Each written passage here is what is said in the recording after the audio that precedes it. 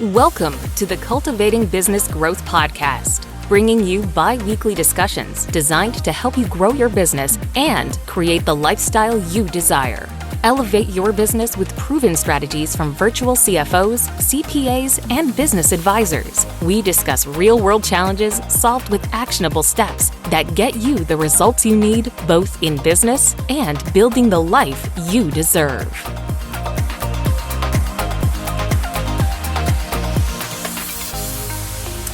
Thank you for joining us for this episode of Cultivating Business Growth. Today we're talking about why business owners need wealth advisors who truly understand entrepreneurship, how personal and business finance are deeply connected, and what a holistic approach really looks like when you're building wealth and running a company at the same time. This episode is for business owners past survival mode who want alignment, clarity, and long-term strategy. Our guest today, Katherine Dean, is a certified financial planner and wealth advisor with Opal Wealth Advisors. She works closely with business owners to help them navigate the intersection of personal wealth, business growth, and long-term planning, bringing a more holistic and intentional approach to financial decision-making. Katherine specializes in helping entrepreneurs think beyond just revenue and taxes and instead build strategies that support both their business and their lives. So thanks, Katherine, for joining us today. Thank you for having me. This is an interesting conversation. It is. Business ownership can be extremely complex, as you and I both know, who we work with, right? So Right. I'm excited to dive right into all of this and really chat about it. Yeah, for sure. It's super important. As we work with our clients, we look for advisors that, take the whole picture into account. So that's obviously why we work with you and why we wanted to have you on to talk a little bit more about this. So we thought we'd kind of just first start out with, why business owners are different from a investment perspective and mindset there. So what kinds of things do you see business owners kind of struggling with that maybe your employees that don't own a business would run into? Good question. So obviously, if you're an employee, usually you're a W-2 employee. Super simple, right? You get a W-2, you have a steady income. You may get a bonus every year, things like that. You may get, a match in your 401k. It's basically steady, right? You know exactly how to plan for the year because you know what your income is. If you get a bonus, fantastic. But when it comes to business ownership, as we know, that there are ebbs and flows with income. There are ebbs and flows. There are years that you can be super profitable, and then the next year you may not be as profitable. And there are tax implications with all of that, right? Your income may go up, it may go down, it may be inconsistent. You may be pouring money into the business during growth, right? So there are different ways, and I think what you both do, like you do really well at your firm, is projections and figuring that out and making it more steady for your client base, right? Which as a business owner, sometimes it's a little uneasy. We pour everything we want into a business, and then on the backside of it, when you don't have a set income or you have payroll and the money isn't coming in, or you might have accounts receivable that are delayed, there's just lots of nuances that to be considered as a business owner. And a lot of business owners don't go into business and realize the complexities that come along with this at times, right? True. You start a business and all of a sudden your business takes off and you don't realize maybe you started and you have 2 employees. Now all of a sudden you're up to 20 employees and there's attrition and people are leaving, and who's managing all of that? And then you're, as a business owner, trying to figure out how to make it all work. And it's sometimes harder because you don't necessarily need to bring people in-house to do all of that. You want to outsource and have these conversations with people outside as thinking partners, right? As collaborators with you. So being a W-2 employee is great. You have really steady you know what your income is going to be. You know when it's coming. You know what you can put in your retirement account. It's very structured. Being a business owner, it's not nearly as structured. But in order to have the structure, you really need to look at all of those opportunities and the cash flows and everything.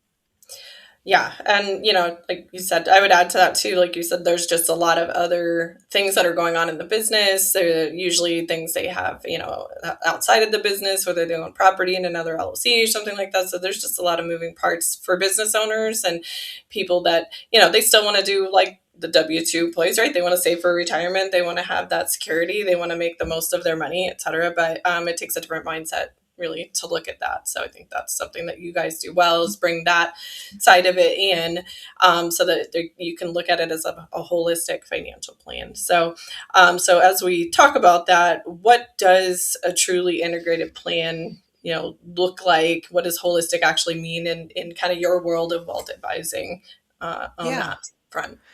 Okay. So great question, because I don't think when people think of an investment advisor, I don't necessarily know if they're thinking from the perspective of my financial life can be very broad.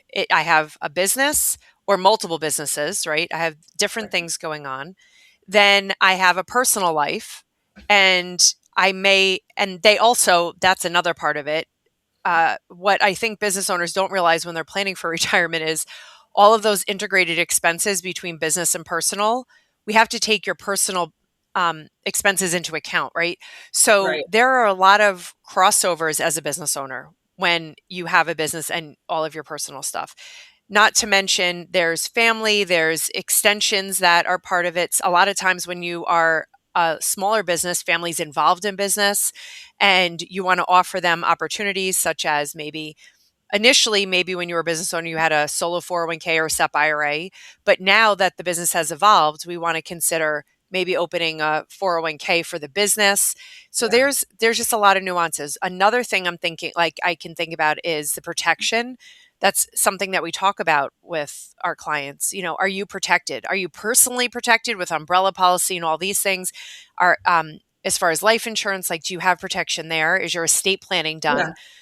But also on the business side of things, you don't want to necessarily have an LLC with one member if something happens to you and you don't have the planning set up, right? Because now Right. maybe you have $1 million in accounts receivable, and who's collecting it? There's nobody there to collect it because there's nobody in charge. So there are a lot of nuances that go along with having a business. And Yeah. if you work with a financial advisor that's only interested in your personal assets and investing, are they doing the right thing? I'm not sure, because we have to look at everything going on, everything that is under the entire financial umbrella, to figure out Right. what moving parts are needed.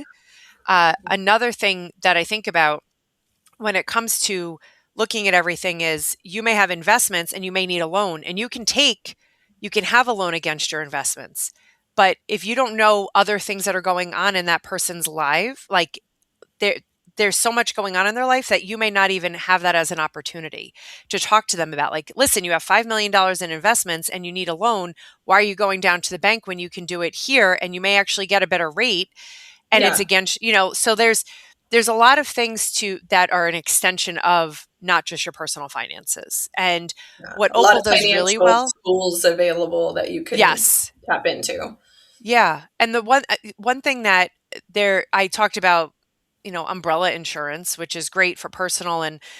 But what about, you have a really dedicated employee that's been with you for the past 15 years and you can rely on them in the business? Well, you might need Mhm. key man insurance, or just key man, like disability or life insurance, because if that something were to happen to that person, Mhm. that would be a huge impact for the business. So there's so much more than just your personal finance. And I think when business owners are listening to this, I may be overwhelming them a little bit, thinking like, uh-oh, I don't have it in place. But leave it up to, like, you and I as we go through it. It's not going to happen overnight, but we are going to put you through a process, and we're going to go through all of the things that might be as a liability, right? Yeah, and I think, as we're looking too, like, you have, like you said, personal investments, things like that, but, the business is like a big investment that these business owners have, right? So making sure Yes. that things are good with the business, that, like you said, you have the right protections in place, the right insurances in place, you have the planning, for the business in place, as well as the planning for the personal side in place, is super important. So, because you're really wanting Yeah. to make the most of that investment and asset, just like the others, right? It's just a different type of vehicle for your investment. Exactly. Exactly. It's just a different way to look at it. Yeah. You have to look at each entity individually, but then collectively when you look at the whole Yes. plan, right? So Right. uh, Hmm.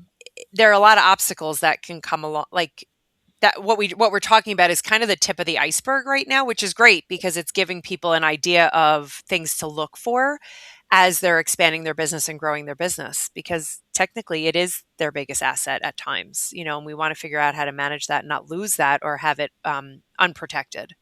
Right. definitely, for sure. And it's their baby usually, right? Their business. Yes, exactly. Something they care a lot about. They put a lot of blood, sweat, and tears into, et cetera. So for Yes. sure, definitely. Yeah, they don't go home like the employees, like the W-2 employees, and forget about it. They are thinking about it 24 hours a day, 7 days a week. Yeah, for sure, definitely. So, okay, well, as we all know, there are these key stages in business owners' lives or businesses' lives that the owners go through with their business. So, what's a good kind of point for people to be thinking about talking to someone like you and building their wealth outside the business and those types of things, kind of from a earlier versus scaling versus maturity standpoint? Good question. So early on, I think we talked about that a little bit in the beginning, is early on you have expectations for your business, you have a growth, maybe a growth strategy, and you are seeing it grow, but there's a lot of pain points in growth, right? There's a lot of pain points in scaling up Absolutely. because it might be an employee leaves in the middle of that growth. Like there are a lot of things, that moving parts that are happening.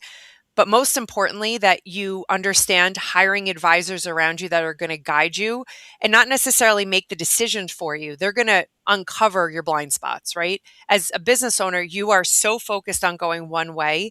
And sometimes you don't realize all these other things that could be coming at you. So, early stage business, you want to consider having the right people in place. You might consider that if something were to happen to you, who takes over the business. A lot Mhm. of people that are business owners have families, and how does that legacy continue? Right. Scaling up, again, if you're going to scale and you're going to scale quickly, you the right employees, but also the right advisors around you at every single stage. I have seen, and it's interesting. So, like, I've seen businesses, they go like this, and then all of a sudden, it's like they really start growing very quickly, and they don't want to inhibit the growth, but all of a sudden the cogs are falling off the wheels because they didn't have the right people in place. And then they get to a plateau again, and then they Mhm. continue to grow, and then a plateau. And I think it's healthy to take a step back and look at the 60,000-foot view at the business and Yes, say, absolutely. what is happening here? What is going on? Because as a business owner, a lot of times you're in the weeds, right? You get the phone calls, you're speaking to the office manager, or you're speaking to the CEO or the CFO, and you're like, all these things are happening, but rarely do you take a step back and say, okay, where do I actually want to go with this? This is great. We're growing really quickly, but what is my end game? Yes. And that's the next stage, is like when you're getting to the point that you want to sell, you want to take 3 to 5 years out. It's not you don't Yeah, want it at to be least. an uh-oh decision, like, oh God, I need to sell today, right? You don't want to do that, or sell within a year, because you want to create profit. You want to hone and create the most profitable business, right? You want to get that really clear. You also need to get, if you don't have somebody doing your financials, you have to get that in order, because somebody's going to look at a valuation and go, but I don't know what these numbers are, because it's not clear. And you want a Mhm. really good set of books before you do this, because people are going to go back. They're going to ask, and if you're working with a good valuation attorney, they're going to ask for this stuff too. Yes. But then Yeah, they look there's for this, that 3 to 5 years worth of financials, tax yes, returns, that it all needs to be in really good order for that period of time, yes, for sure. So, yeah. yeah, and of course that's definitely what you do best, right? And I don't necessarily think, because this is their baby as a business owner, I and there is a, oh my goodness, there's this wonderful thing. I can sell my business. I'm going to get this amount of money. I'm really excited. But when they're getting there, you need to understand the tax implications with selling your business. You Yes. need to understand also what the business was paying for, that are really long-term personal expenses, maybe when you retire. The idea that you may come into $20 million overnight, or $100 million overnight, and how does that impact you? What the best way to exit a business is. And Mhm. remember, this has been your baby for years, and there's going to be Mhm. an emotional impact. I don't think many people talk about this. There's Right. an emotional impact long term Yeah. that happens to business owners, and to be able to take a step back from that, and to say, that's great, I retired and I had this big buyout, but Mhm. now what? Who am I because you are the business, like you're, Katherine Dean, business owner, right? That's your Right. identity, and then all of a sudden Yeah. you don't have that identity. There's a big curve right there on, great, you have a lot of money, but what does that mean to you? And there are, you have goals and you have aspirations, and you may be philanthropic and you may have legacy. There may be all these other things going on that you need the professionals to bounce the ideas off of, because you're not talking to the employees of your company for this. You need to talk to other people so that Yeah. you can get different opinions and different, views on what that looks like. Yeah. Yeah. And like you said, start to finish, you need to understand, where the value of your business is currently, what things you can do to increase the value of your business. Is there's a lot of, yes, profitability, things like that, but a lot of things have to do more with systems and structures that you have in place. If you don't have, if you're taking a business and you're trying to sell it to somebody, they want to buy something that's going to keep just going, right? They don't want to necessarily step in and have to, everything's relying on you and nothing's written down, and, those types of things. So building those systems and structures and procedures and all of that gives you the value of the business. So looking at it from that end, and then, like you said, what is your actual take home of the sale? Like, how are you going to look at structuring the sale? There's multiple ways to structure sales, and what is that net tax impact? Because like you said, $20 million sounds like a great sale, and it is a great sale, but you're not taking that $20 million to your bank either. There's other things that have to happen with that money in between, and you really want to know what that looks like from a tax perspective. You want to know, okay, how does that fold in, like you said, to my long-term financial plan? Like, what am I going to do with all the money? Like, I'm going to invest it, or, is it what I need it to be or what I'd like it to be, for the rest of my life and what I plan to do. And then, like you said, shifting through that, kind of the what's next in life for me, like, what am I going to do next? So I think that, a lot of people look at it for retirement. Retirement's great, but retirement is an esoteric word, like, like it's just kind of floating out there, right? So it's more about constructing, just like you have in your business life, constructing your life and what you want it to be in retirement. Like, I think especially people that are entrepreneurs and busy business people, we tend to like to be doing things, right, of some kind, so Yes. that's what are those things that we're going to, what's that next phase of life look like, and how do we make the transition, and all those types of things. So working through that side of it as well is also important. So it's kind of like like you said, the start to finish of it. And just, I know I'm kind of reiterating what you said, I think it's good to just kind of understand all the different aspects of that, because it is, it's your life plan basically, right, that we're talking about here for a business owner. So And I think, thank you for doing that recap, because it's, you can hear something from somebody and hear it from somebody else and hear it completely differently. True. The other thing that we didn't touch on is, and I know there's different structures when you exit a business, and I've seen where people exit a business, but they stay on in the business for, let's Yep. say, 3 years, 5 years. Um, and I have seen that isn't always the happiest person when they stay Yeah. on. And I'll tell you why. And you probably agree with Yeah. me. Yeah, I've seen that too. All of a sudden the business isn't yours and it's not running the way you think it should be run. And it's a very frustrating process when you're watching this all happen underneath that, literally your baby that you grew, and like it's huge. And now you get to see people doing it differently. So I would consider that as something to wonder about when you go to sell a business is, do you really want to stay on and watch all of that Mhm. happen because you have an emotional attachment, or do you want to stay on because you want to see the success of the business? Or maybe it's better off that you just exit, and that's okay too. Right. Yeah. And the sellers obviously are going to have their opinions on it too. I mean, they want the, they're buying an asset, right? They want to make sure it's a Yep. successful asset. And sometimes that's why they want you to stay on in some capacity, or, as a consultant or something like that.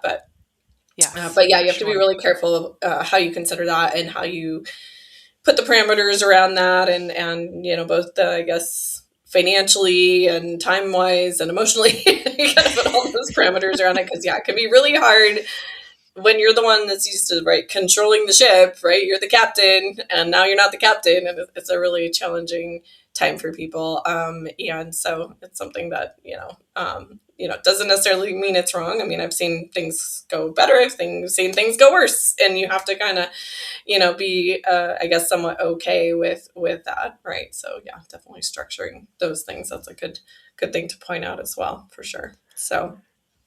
Okay. Let's see. So what else do we have to go over with regards to that? I think, so maybe let's talk a little bit about if there's any red flags or anything that business owners should be looking out for with regards to their current, I guess it's just investment advisor Yeah. or any advisors really that you have any opinions on as far as that goes. So. Yeah. Great question. Set it and forget it may not be the best advice. If they're not asking you if you need money sooner rather than later, right? Because we talked about before, and most business owners know this, like there's an ebb and flow with business, right? Sometimes you have really great years or you have a trajectory and it's 3 years and things are humming along. And then on the fourth year, something changes and you may need accessibility to cash. So that's something to be mindful of is, and if they're not looking at everything going on, right? You and I, which Yeah. it's been an incredible working relationship so far as we're working together, looking at all the different moving parts, all the things in your financial life. And it's not just your financial life, because there's other things that are going on. You might have other business interests, or you may be thinking, and maybe somebody isn't asking you, oh, but I want to buy. How I'm going to scale is I'm going to buy the same business multiple times in Mhm. different states, right? Now you're going to scale up real quick because you're going to buy existing businesses. Right. Well, you're going to need cash flow for that. Yep. And if you're working with somebody and they say, "Oh, well, don't worry about this. We're going to put you in an alternative investment and your money's going to be tied up for 8 to 10 years." Maybe not the right person to be working with, right? They need to be asking and understanding what's going on in your business with your intentions for the future, and also looking at maybe what are the things that are inhibiting the growth of the business. And or if you're working with somebody and all they care about is, you know what, I'm just going to work with you on your investments, your personal stuff, and you have no consideration about what's going on in the business, that doesn't help for your retirement assets. You just need somebody that really is honing in on every facet that's going on within you, right? And within your business, within your personal life as well. And the advisors around you, you want a really good estate planning attorney, right? Because we want to make sure Yeah. things are Absolutely. protected there. And you want a really good person that is projecting out and understanding what's going on in your income, with your numbers, with taxes, and able to communicate that. And you want these people around you working collaboratively together. You Yes. don't want to isolate. You don't want to keep people isolated in their own bubbles, because each of us may see something different and communicate differently to each other, but keeping us all on the same page is really important, not in Yeah. silos. Yes, absolutely. Super important. You definitely want to be talking, you're having your advisors talking with each other. So we're all pushing and rowing in the same direction, right? We want to row our ship Yes. in the same direction. Otherwise we end up going in different directions because we have maybe not necessarily bad ideas, but a little different ideas. And, we want to make sure that we're all coming together with all of our ideas and figuring out what the best solution is overall for you as a Yeah. business owner, and everybody's going in that direction. And that's a really important point to make sure that you're doing that and you have people that are doing that. The other thing that you touched on as well that we're really big on also is having that regular checkpoints and communication. Like if you're and it shouldn't be, in my opinion, it shouldn't be on you to schedule those things. It should be your advisor saying, "Hey, we need to talk. Like, I need to talk to you." That kind of thing, because it takes that regular communication to stay up on what's going on, right? What's going on Yes. with the investment portfolio? What's going on with the business? What's going on with your personal life? Like, things Mhm. change. Things happen. People, Yep. go through life changes. They have children. They get married. All the things that happen. Change, how things need to be worked, right, in the business Yeah. and in the investment side of things. So I think that you should be talking to your advisors on a very regular basis. And to me, that means definitely more than once a year. It needs to be like probably quarterly, monthly, those types of things, depending Yeah. on what's going on, right? So I want to make sure that we're Agreed. And having. sometimes, I- once a year is definitely not enough. You Yeah. and I both know that. Yes. Quarterly is great, but if something is changing or you have a lot going on in a certain situation, make sure you're pulling everybody in, right? And we may schedule you 2 months out, but if something's immediate, you need to make everybody aware of what's going on, right? Yeah. for sure. So that we all can like pivot for what that instance is at that point. Right. Yep. Yeah. For sure. So yeah, just definitely keep us all apprised as to what's going on with regards to that for sure. So, okay. So, so a couple of recap points for our discussion today. We want to make sure we've got business owners having advisors who understand their business, their personal situation, etc., to make sure that they're getting just that big holistic picture. Like you said, we do similar things like you were mentioning. Do you have key man life? Do you have succession planning? Do you have an estate plan? We don't do all those things, but we ask a lot of those questions because our interest is to help that business owner thrive and be protected. So I know you do that as well. So we cross over on that, but that's how we get a really good holistic picture, right?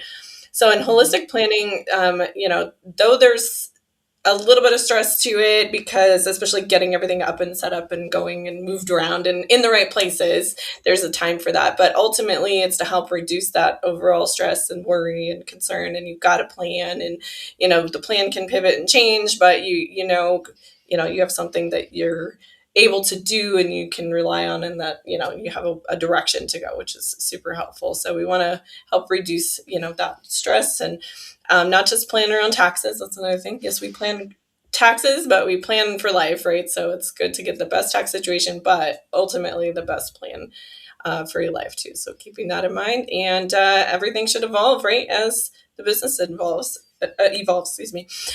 So we want to make sure that we're, continuing to touch base with each other. So I think a question for the listeners to maybe ask themselves is, do my financial advisors understand how my business works and how I want my life to work? Like, do you feel like you could ask your financial advisor that question and they'd have a pretty good response? They're not going to know everything, right? Of course, but they should be involved enough to know a little bit about that. And if the answer is no, we probably need to look at maybe changing financial advisors, checking out Opal, Katherine here, and somebody that can help you on that front. So, all right, Katherine, anything that you would like to add before we close this out?